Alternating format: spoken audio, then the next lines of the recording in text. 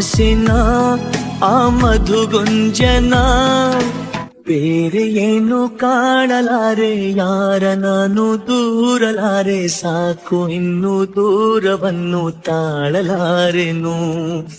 ನನ್ನ ಕನಸಿನಲ್ಲಿ ದಯಮಾಡಿ ಪಾಲು ಕೇಳಬೇಡಿ, ಅಂಥ ರೂಪಸಿ ನನ್ನ ಪ್ರೇಯಸಿ, ಒಮ್ಮೆ ಅವಳಿಗೆ ನನ್ನ ತೋರಿಸಿ.